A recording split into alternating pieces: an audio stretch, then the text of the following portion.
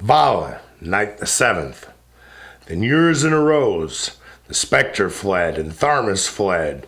The darkening spectre of Ruthona hid beneath a rock.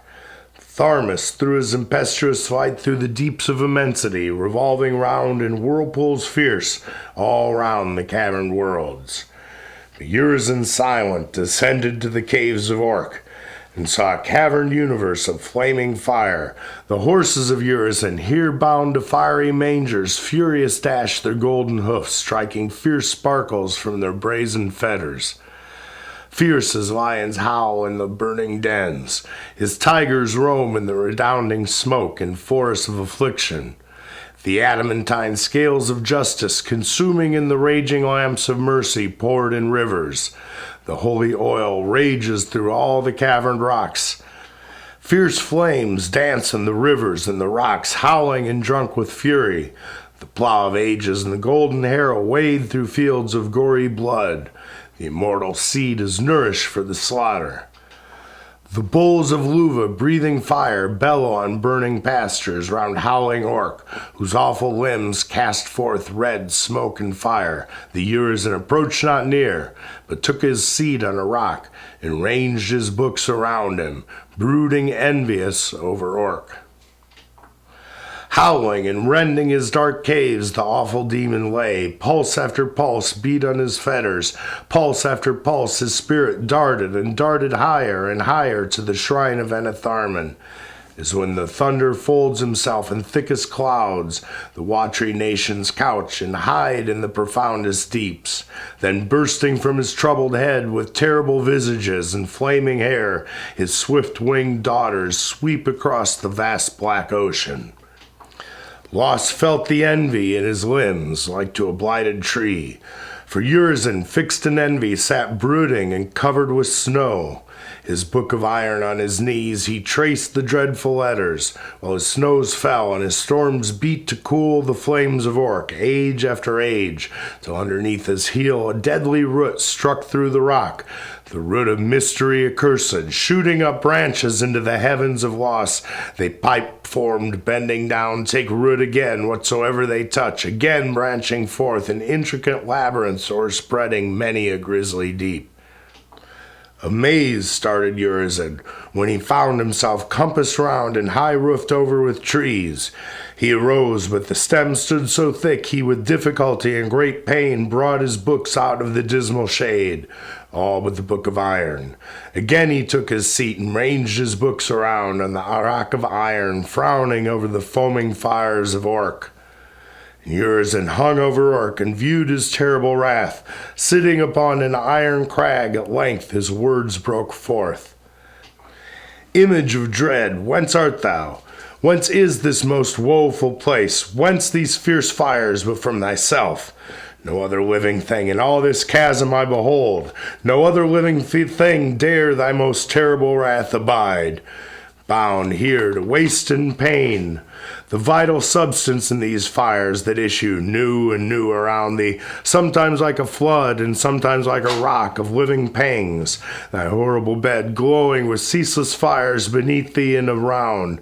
Above a shower of fire now beats, molded to globes and arrowy wedges, rending thy bleeding limbs, and now a whirling pillar of burning sands to overwhelm thee, steeping thy wounds in salts infernal and in bitter anguish. And now a rock moves on the surface of this lake of fire, to bear thee down beneath the waves in stifling despair. Pity for thee moved me to break my dark and long repose, and to reveal myself before thee in a form of wisdom. Yet thou dost laugh at all these tortures in this horrible place. Yet throw thy limbs, thy fires abroad that back return upon thee, while thou reposest, throwing rage on rage, feeding thyself with visions of sweet bliss far other than this burning clime.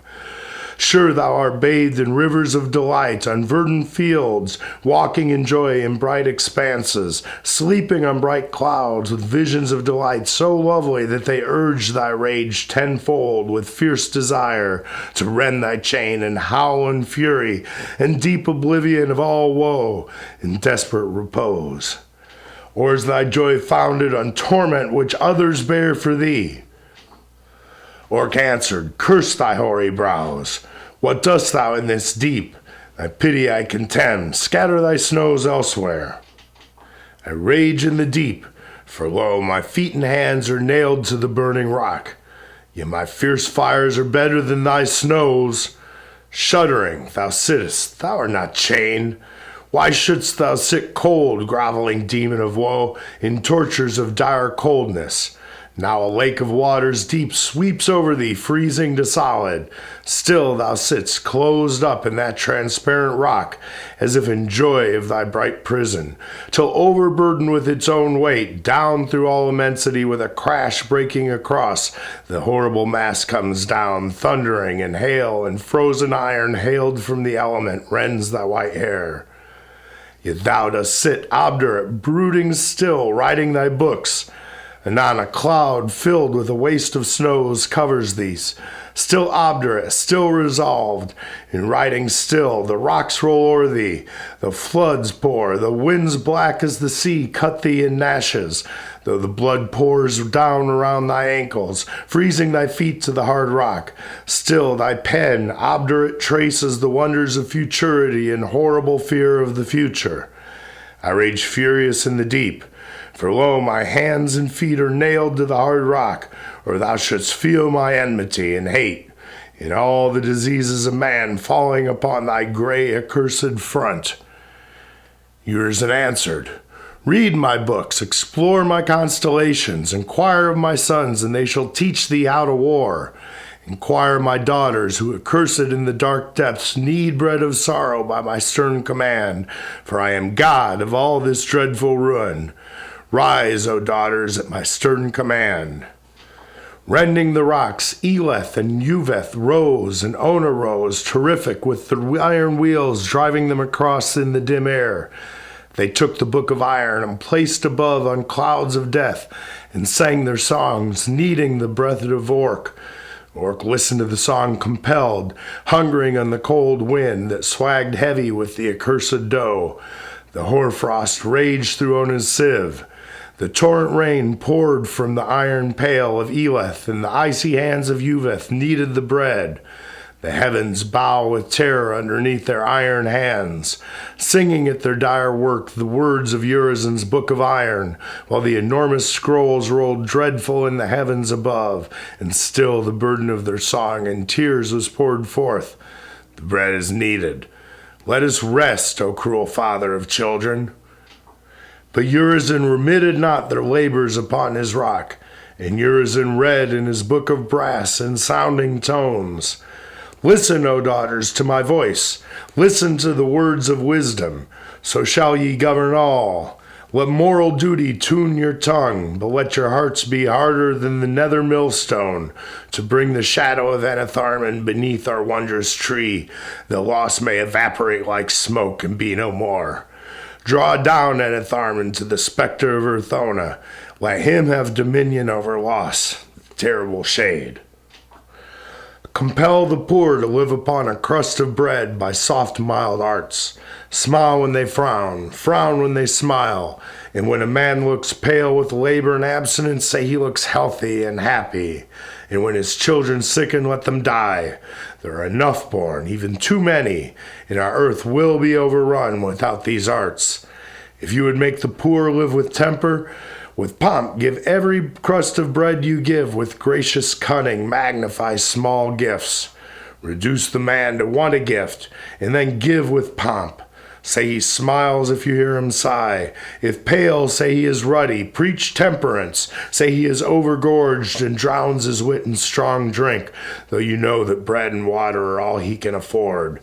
Flatter his wife. Pity his children, till we can reduce all to our will, as spaniels are taught with art. Lo, how the heart and brain are formed in the breeding womb of Enitharmon.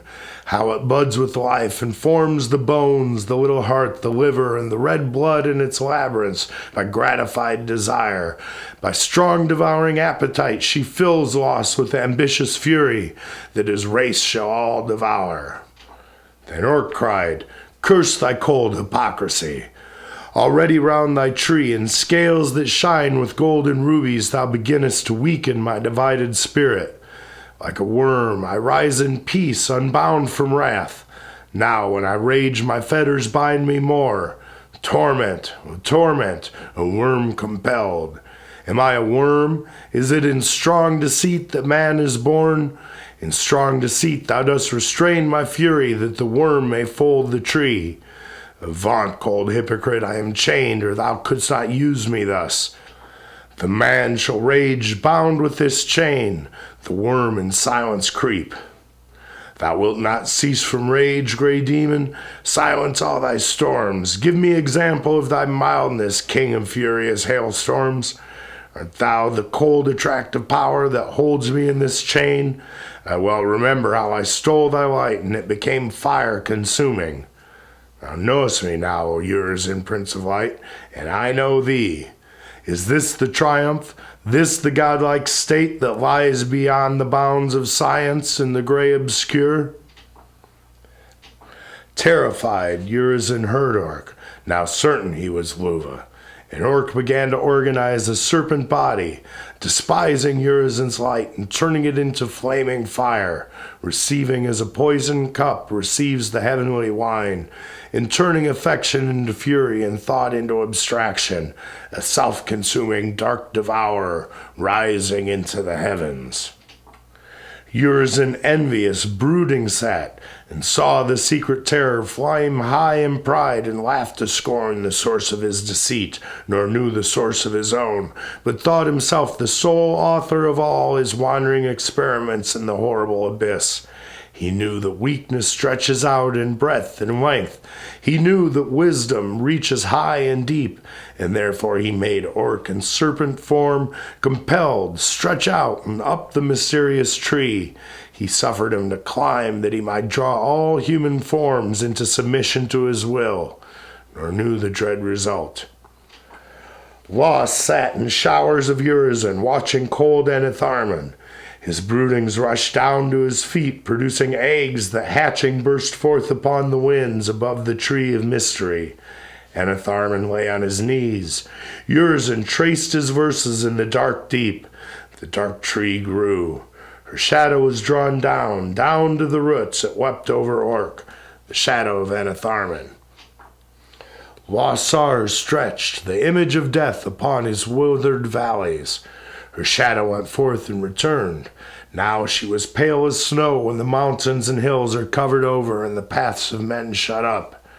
But when her spirit returned, as ruddy as a morning when the ripe fruit blushes into joy in heaven's eternal halls, sorrow shot through him from his feet. It shot up to his head like a cold night that nips the root and shatters all the leaves. Silent he stood over Enitharmon, watching her pale face. He spoke not. He was silent till he felt the cold disease. Then Was mourned on the dismal wind in his jealous lamentation. Why can I not enjoy thy beauty, lovely Enitharmon, when I return from clouds of grief in the wandering elements, where thou in thrilling joy and beaming summer loveliness delectable reposest ruddy in my absence, flaming with beauty, cold, pale, and sorrow at my approach, trembling at my terrific forehead and eyes, thy lips decay like roses in the spring. How art thou shrunk like grapes that burst in summer's vast excess, shut up in little purple covering, faintly bud and die. Thy olive trees that poured down oil upon 1,000 hills, sickly looked forth and scarcely stretched the branches to the plain. Thy roses that expanded in the face of glowing morn, hid in a little silken veil, scarce breathe and faintly shine. Thy lilies that gave light what time the morning looked forth, hid in the veils, faintly lament, and no one hears their voice. All things beside the woeful loss enjoy the delights of beauty. Once how I sang and called the beasts and birds to their delights, nor knew that I alone, exempted from the joys of love, must war with secret monsters of the animating worlds. Oh, that I had not seen the day, then should I be at rest, nor felt the stingings of desire, nor longings after life, for life is sweet to loss. The wretched to his winged woes is given a cravening cry, that they may sit at night on barren rocks and wet their beaks and snuff the air and watch the opening dawn and shriek till at the smells of blood they stretch their bony wings and cut the winds like arrows shot by troops of destiny. Thus a loss lamented in the night, unheard by Enitharmon, for the shadow of Enitharmon descended down the tree of mystery. The spectre saw the shade shivering over his gloomy rocks beneath the tree of mystery, which in the dismal abyss began to blossom, in fierce pain shooting its writhing buds in throes of birth. And now the blossoms falling, shining forth, appeared of many colors and many poisonous qualities of plagues hidden in shining globes that grew on the living tree. The spectre of Urthona saw the shadow of Enitharmon beneath the tree of mystery among the leaves and fruit. Reddening the demon strong, prepared the poison of sweet love. He turned from side to side in tears. He wept and he embraced the fleeting image, and in whispers mild wooed the faint shade. Loveliest delight of men, Enitharmon, shady, hiding in secret places where no man can trace thy watery way. Have I found thee? Have I found thee? Tremblest thou in fear because of Orc, because he rent his discordant way from thy sweet loins of bliss? Red flowed thy blood, pale grew thy face. Lightnings played around thee, thunders hovered over thee, and the terrible Orc rent his discordant way. But the next joy of thine shall be in sweet delusion, and its birth in fainting and sleep, and sweet delusions of Vala. The shadow of Enitharmon answered, Art thou, terrible shade, set over this sweet boy of mine, to guard him, lest he rend his mother to the winds of heaven, intoxicated with the fruit of this delightful tree? I cannot flee away from thy embrace, else be assured so horrible a form should never in my arms repose. Now listen, I will tell thee secrets of eternity which never before unlocked my golden lips, nor took the bar from Enitharmon's breast. Among the flowers of Beulah walked the eternal man, and saw Lavala, the lily of the desert, melting in high noon. Upon her bosom in sweet bliss he fainted. Wonder seized all heaven, they saw him dark. They built a golden wall around Beulah. There he reveled in delight among the flowers. Vala was pregnant and brought forth Urizen, Prince of Light, firstborn of generation. And behold, a wonder to the eyes of the now fallen man, a double form Vala appeared, a male and female. Shuddering pale, the fallen man recoiled from the enormity, and he called them Luva and Vala, turning down the veils to find his way back into heaven, but found none, for his frail eyes were faded, and his eyes heavy and dull. Urizen grew up in the plains of Beulah. Many sons and many daughters flourished round the holy tent of man, till he forgot eternity delighted in his sweet joy, among his family, his flocks and herds, and tents and pastures. Beluva close conferred with Urizen in darksome night to bind the father and enslave the brethren. Naught he knew of sweet eternity. The blood flowed round the holy tent, and riven from its hinges, uttering its final groan, all Beulah fell in dark confusion. Meantime Los was born, and Enitharmon. But how, I know not. Then forgetfulness quite wrapped me up a period, nor do I more remember till I stood beside Los in the cavern, dark enslaved to vegetative forms, according to the will of Luva, who assumed the place of the eternal man and smote him. But thou, spectre dark, mayest find a way to punish Vala in thy fiery south, to bring her down subjected to the rage of my fierce boy. The spectre said, Thou lovely vision, this delightful tree is given us for a shelter from the tempests of void and solid, till once again the morn of ages shall renew upon us, to reunite in those mild fields of happy eternity where thou and I in undivided essence walked about embodied. Thou, my garden of delight, and I, the spirit in the garden. Mutual, there we dwelt in one another's joy, revolving days of eternity with Tharmas mild and Luva sweet melodious upon our waters. This thou well rememberest. Listen, I will tell what thou forgettest. They in us and we in them, alternate, live, drinking the joys of universal manhood. One dread morn, listen, O vision of delight. One dread morn of gory blood, the manhood was divided, for the gentle passions making way through the infinite labyrinths of the heart, and through the nostrils issuing in odorous stupefaction, stood before the eyes of man a female bright. I stood beside my anvil dark, a mass of iron glowed bright, prepared for spades and plowshares. Sudden down I sunk with cries of blood issuing downward in the veins which now my rivers were become, rolling in tube-like forms, shut up within themselves, descending down I sunk along the gory tide, even to the place of seed, and there dividing I was divided in darkness and oblivion. Thou an infant woe, and I an infant terror, in the womb of Ennian, my masculine spirit scorning, the frail body issued forth from Ennian's brain. In this deformed form, leaving thee there till times passed over thee, but still my spirit returning hovered, and formed a male to be the counterpart to thee, O love, darkened and lost. In due time, issuing forth from Ennian's womb, thou and that demon lost were born. And jealousy and woe. Poor, divided, dark Urthona, now a spectre, wandering the deeps of loss, the slave of that creation I created. I labor night and day for loss, but listen thou, my vision. I view futurity in thee. I will bring down soft Vala to the embraces of this terror, and I will destroy that body I created. Then shall we unite again in bliss.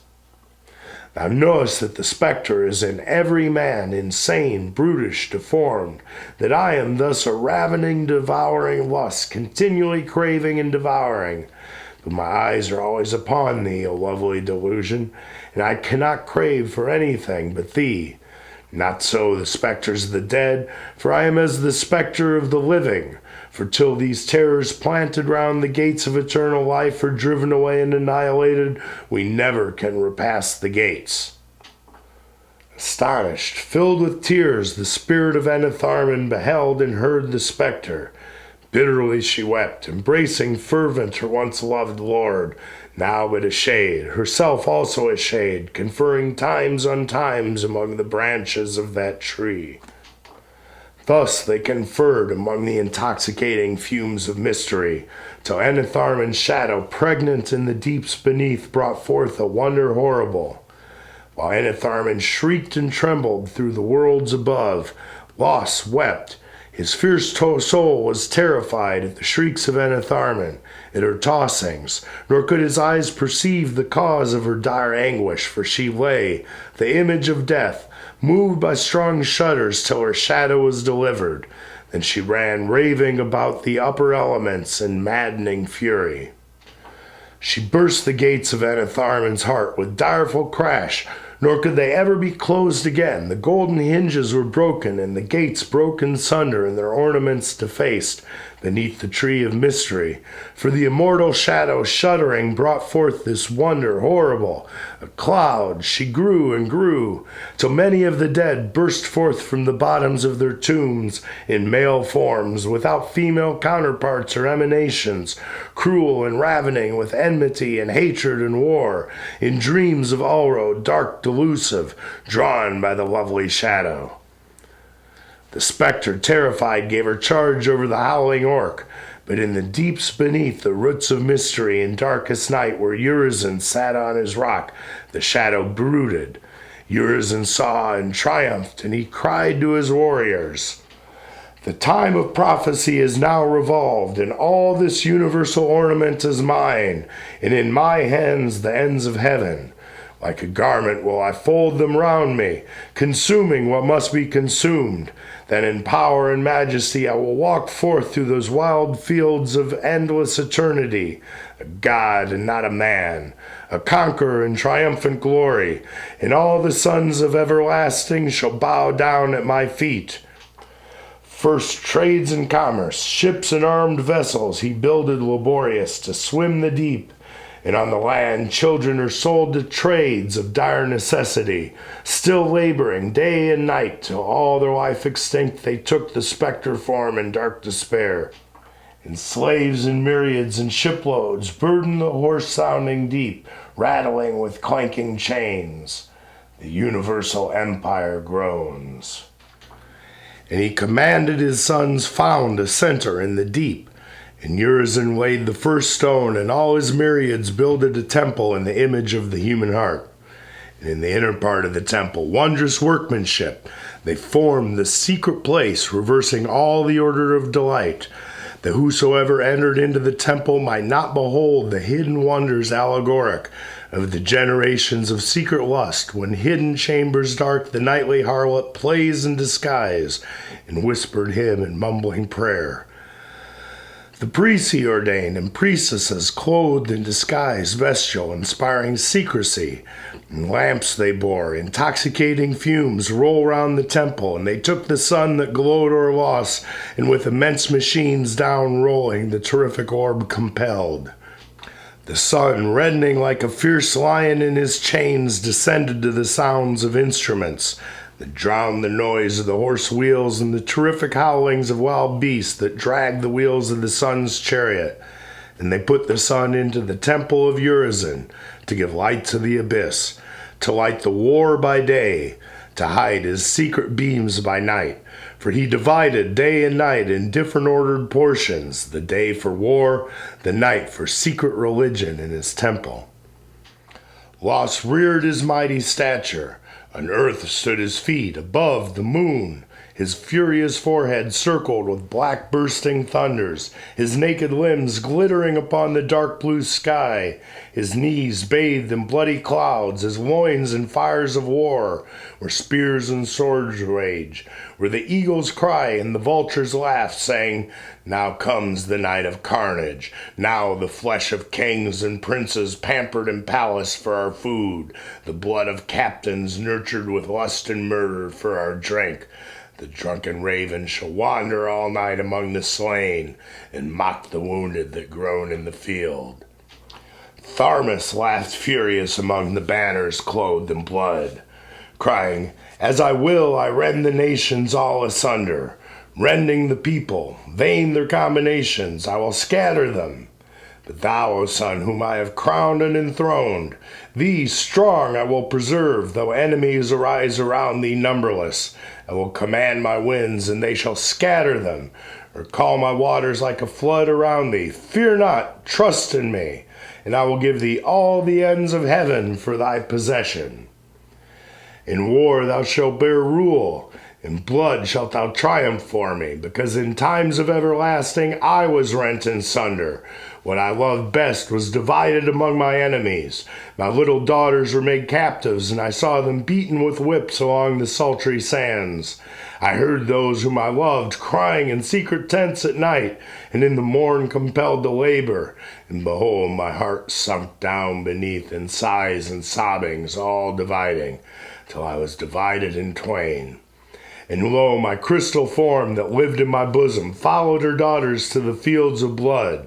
They left me naked alone, and they refused to return from the fields of the mighty. Therefore I will reward them as they have rewarded me. I will divide them in my anger, and thou, O my king, shalt gather them from out their graves, and put thy fetter on them, and bind them to thee, that my crystal form may come to me." So cried the demon of the waters in the clouds of loss. Outstretched upon the hills lay Enitharmon.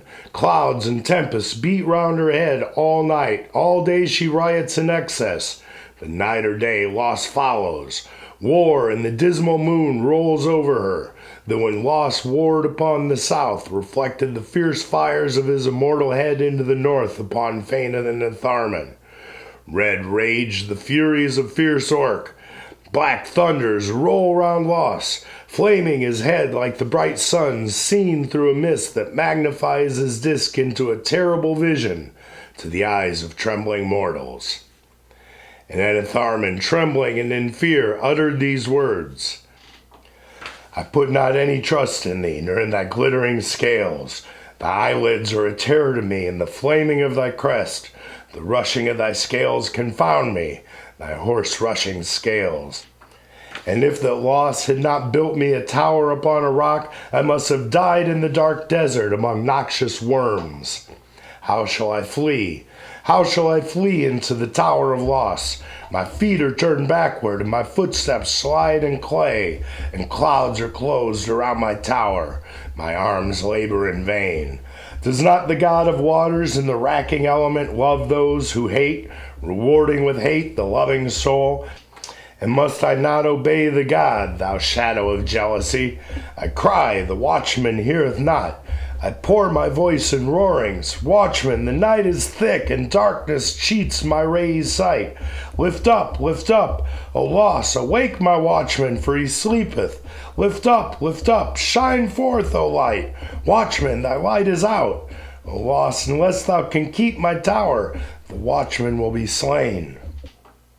So Enitharmon cried upon her terrible earthy bed, while the broad oak wreathed his roots round her, forcing his dark way through caves of death into existence. The beech, long-limbed, advanced terrific into the pained heavens. The fruit trees, humanizing, showed their immortal energies in warlike desperation, rending the heavens and earths and drinking blood in the hot battle to feed their fruit, to gratify their hidden sons and daughters that far within the close recesses of their secret palaces viewed the vast war and joyed, wishing to vegetate into the worlds of Enitharmon. Loud the roaring winds, burdened with clouds, howl round the couch. Sullen the woolen sheep walks through the battle dark, and fierce the bull, his rage propagates through the warring earth. The lion raging in flames, the tiger in redounding smoke, the serpent of the woods and of the waters and the scorpion of the desert irritate with harsh songs every living soul. The Prester serpent runs along the ranks, crying, "Listen to the priest of God, ye warriors. This cowl upon my head he placed in times of everlasting, and said, Go forth and guide my battles like the jointed spine of man. I made thee when I blotted man from life and light. Take thou the 7 diseases of man, store them for times to come in storehouses and secret places that I will tell thee of to be my great and awful curses at the time appointed." The Prester serpent ceased. The war song sounded loud and strong through all the heavens. Urizen's web vibrated, torment on torment. Thus, in the caverns of the grave and places of human seed, the nameless, shadowy vortex stood before the face of Orc. The shadow reared her dismal head over the flaming youth with sighs and howling and deep sobs, that he might lose his rage and with it lose himself in meekness. She embraced his fire. As when the earthquake rouses from his den, his shoulders huge appear above the crumbling mountain.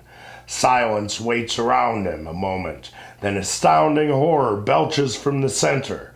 The fiery dogs arise, the shoulders huge appear.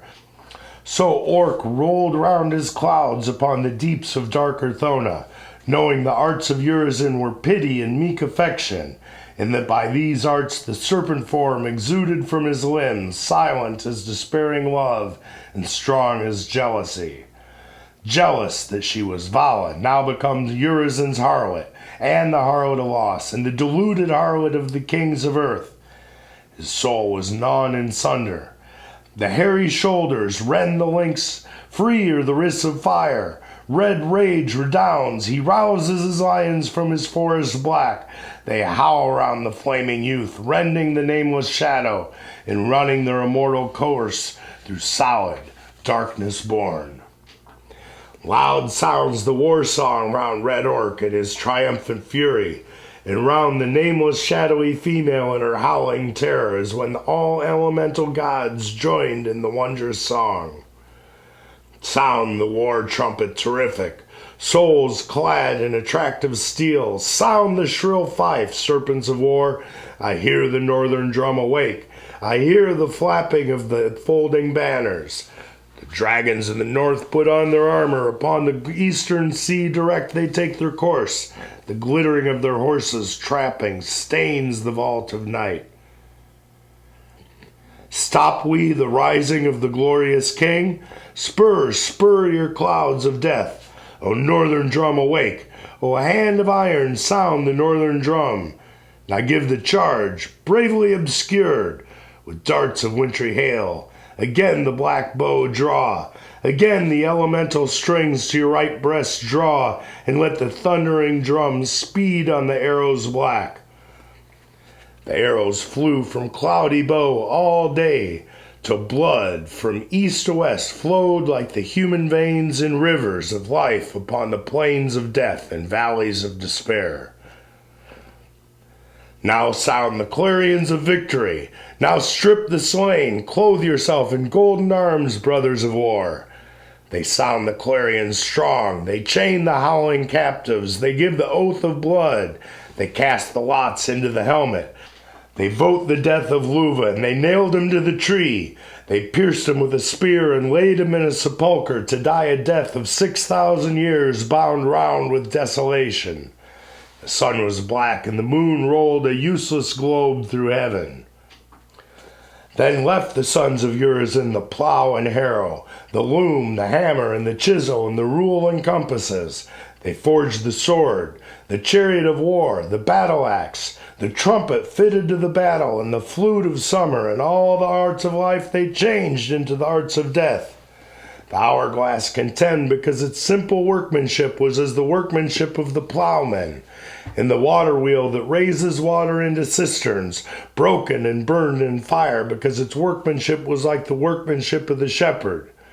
And in their stead intricate wheels invented, wheel without wheel, to perplex youth in their outgoings, and to bind to labors of day and night the myriads of eternity, that they might file and polish brass and iron, hour after hour, laborious workmanship, kept ignorant of the use, that they might spend the days of wisdom in sorrowful drudgery, to obtain a scanty pittance of bread, in ignorance to view the portion and think that all, and call it demonstration, blind to all the simple rules of life. Now, the battle rages round thy tender limbs, O Vala. Now smile among thy bitter tears. Now put on all thy beauty. Is not the wound of the sword sweet, and the broken bone delightful? Wilt thou now smile among the slain, when the wounded groan in the field? Lift up thy blue eyes, Vala, and put on thy sapphire shoes.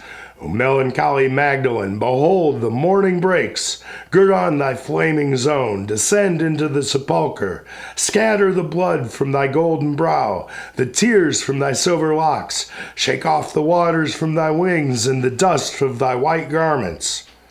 Remember all thy fainted terrors on the secret couch, when the sun rose in glowing morn with the arms of mighty hosts marching to battle, who is wont to rise with Urizen's harps, girt as a sower with his seed to scatter life abroad.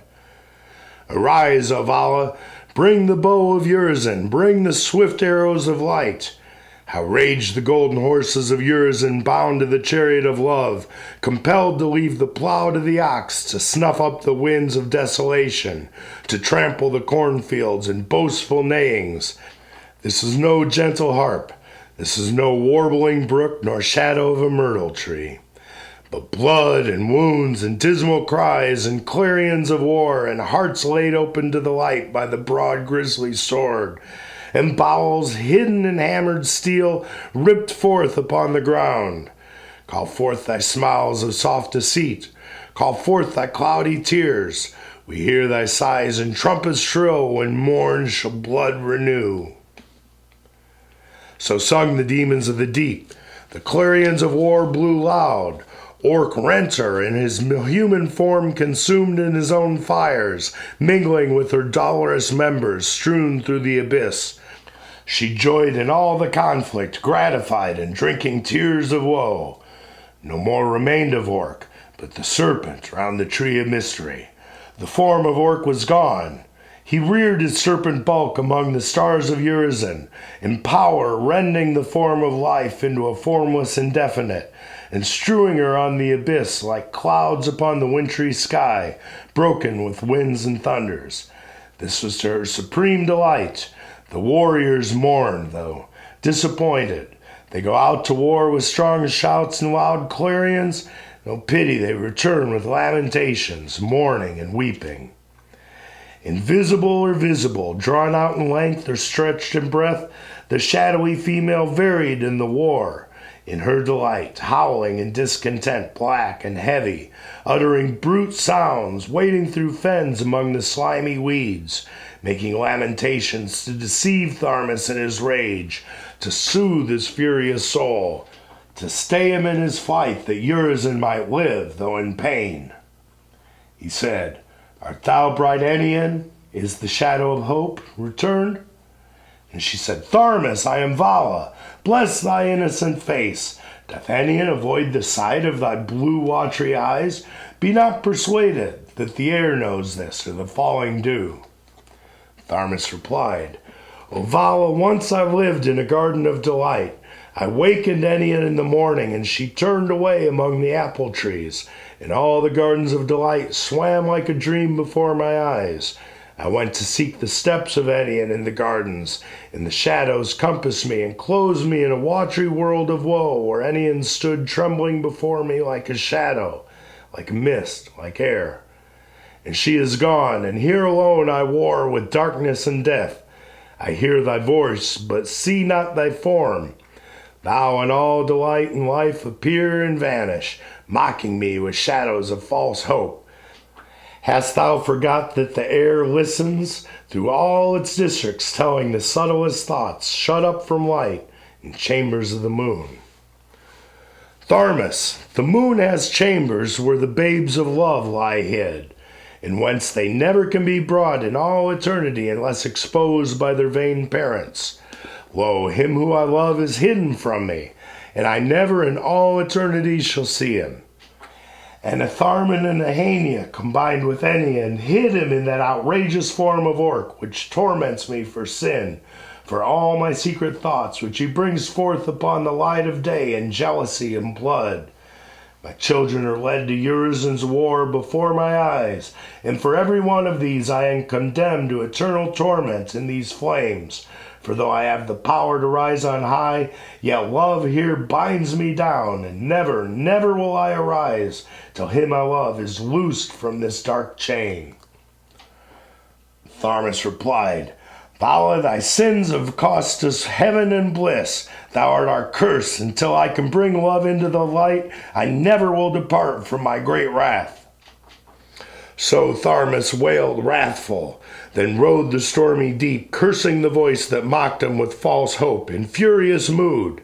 Then she returned swift as a blight upon the infant bud, howling in all the notes of woe to stay his furious rage, stamping the hills, wading or swimming, flying furious or falling, or like an earthquake rumbling in the bowels of the earth, or like a cloud beneath, or like a fire flaming in high, walking in pleasure of the hills, or murmuring in the dales, like to a rushing torrent beneath, and a falling rock above, a thundercloud in the south, and a lulling voice heard in the north.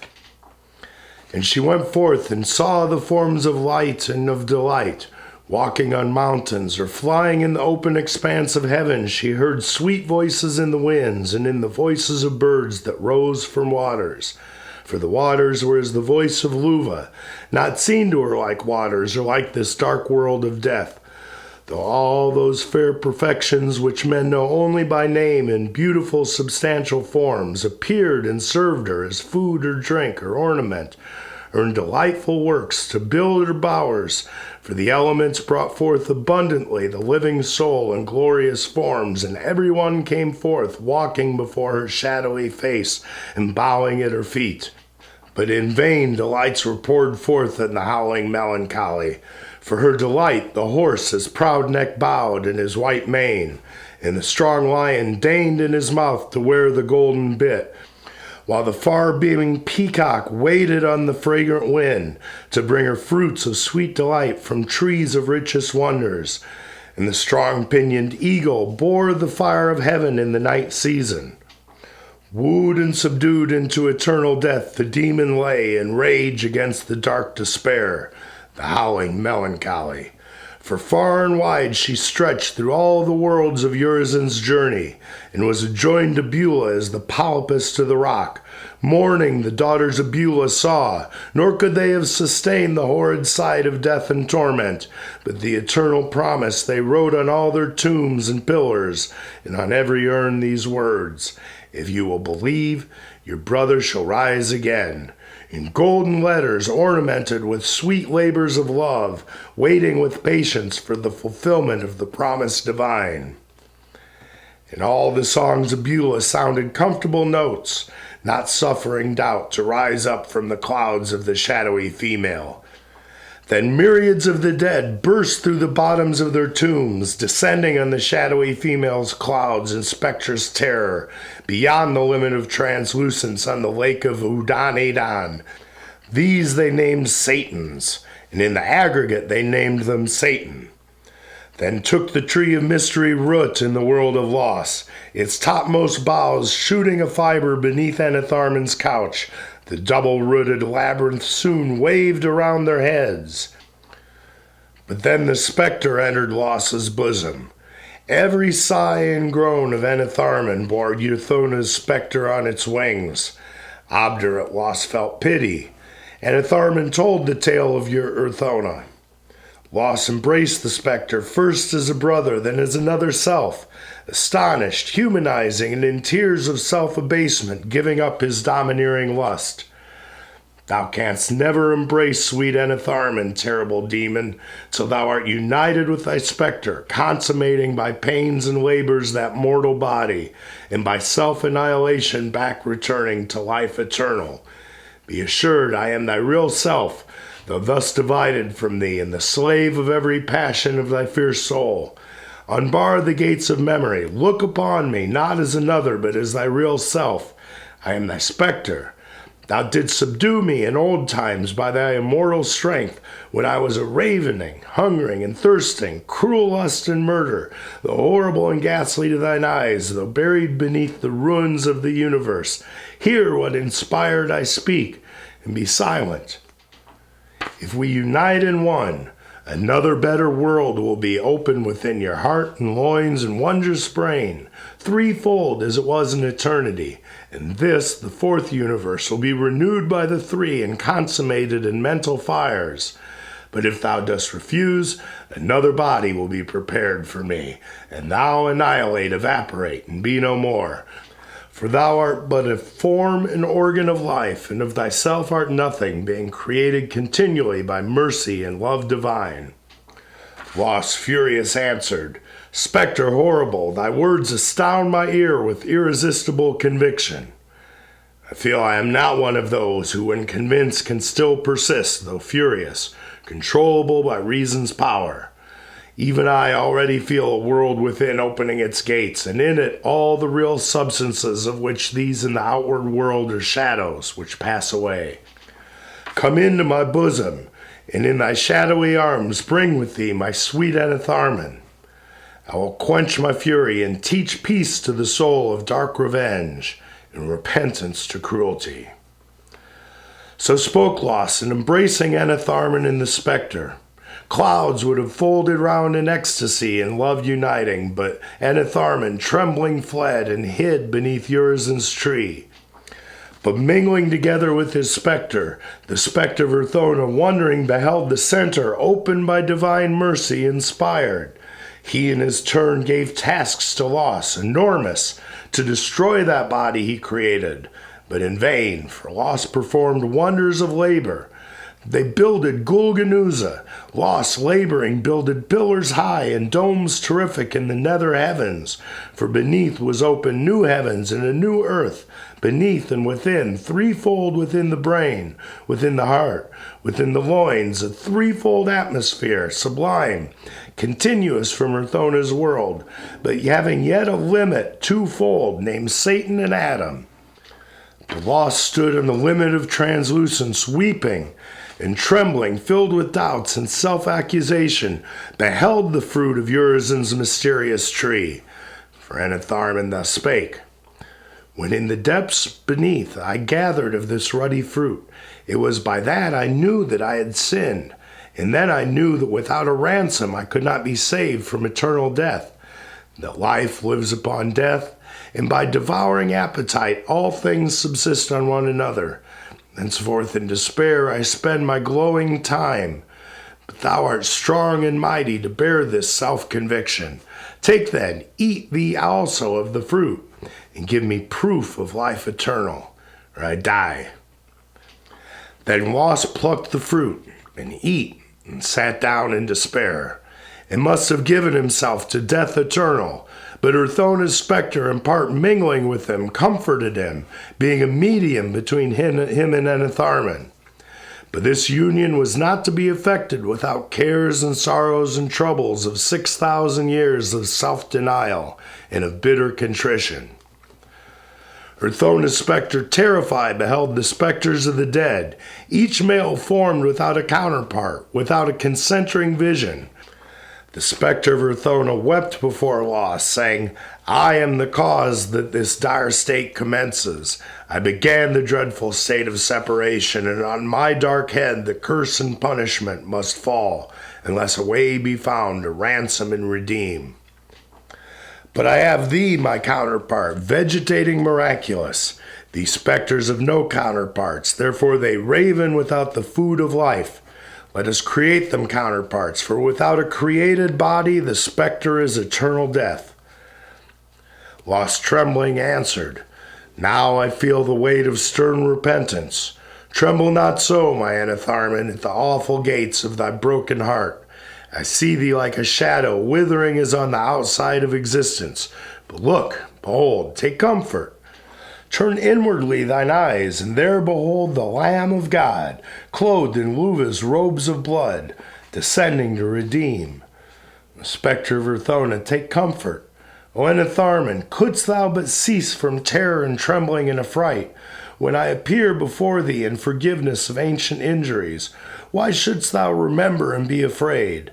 I surely have died in pain often enough to convince thy jealousy and fear and terror. Come hither, be patient. Let us converse together, because I also tremble at myself and at all my former life. Enitharmon answered, I behold the Lamb of God descending to meet these spectres of the dead. I therefore fear that he will give to us eternal death, fit punishment for such hideous offenders, uttermost extinction and eternal pain, an ever-dying life of stifling and obstruction, shut out of existence to be a sign and terror to all who behold, lest any should in futurity do as we have done in heaven. Such is our state, nor will the Son of God redeem us, but destroy. So Enitharmon spoke, trembling and in torrents of tears. Loss sat in Golgonooza in the gate of Luban, where he had erected many porches, where branched the mysterious tree, where the spectrous dead wail and sighing. Thus he spoke to Enitharmon. Lovely delight of men, Enitharmon, shady refuge from furious war, thy bosom translucent is a soft repose for the weeping souls of those piteous victims of battle. There they sleep in happy obscurity. They feed upon our life. We are the victims.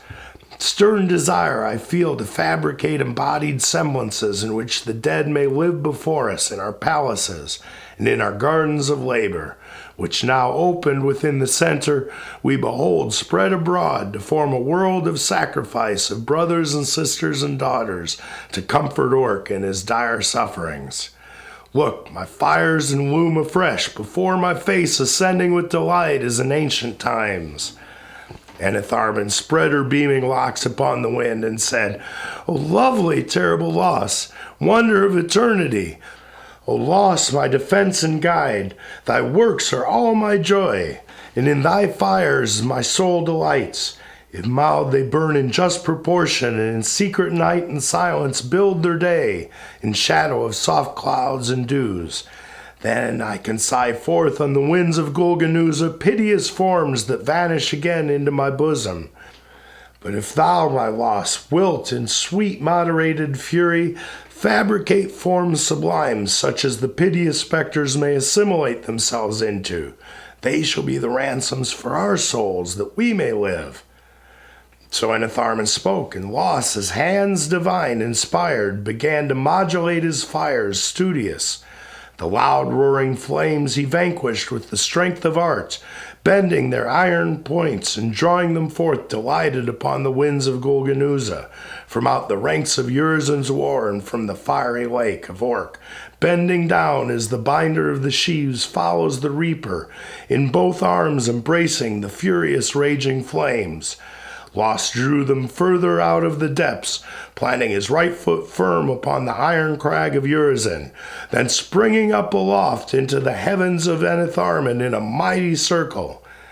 And first he drew a line upon the walls of shining heaven, and Enitharmon tinctured it with beams of blushing love.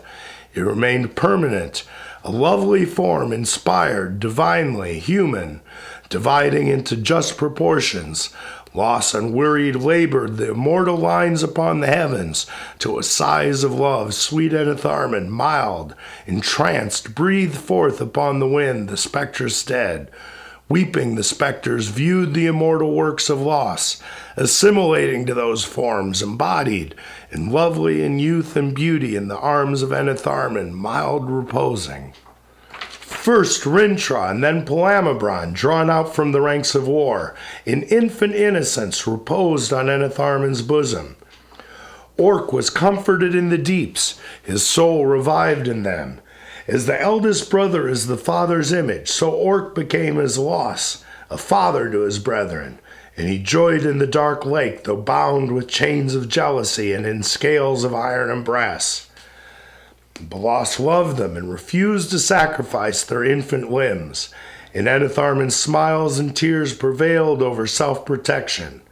They rather chose to meet eternal death than to destroy the offspring of their care and pity. Urthona's spectre was comforted, but Tharmas most rejoiced in hope of Enion's return, for he beheld new female forms borne forth upon the air, who wove soft silken veils of covering, in sweet raptured trance, mortal and not as Enitharmon, without a covering veil. First his immortal spirit drew Urizen's shadow away from out the ranks of war, separating him in sunder, leaving his spectrous form which could not be drawn away. Then he divided Theriel, the eldest of Urizen's sons. Urizen became Rintra, Theriel became Palamabron, thus dividing the powers of every warrior. Startled was Los. He found his enemy Urizen now in his hands. He wondered that he felt love and not hate. His whole soul loved him. He beheld him an infant, lovely breathed from Enitharmon. He trembled within himself. End of the seventh night.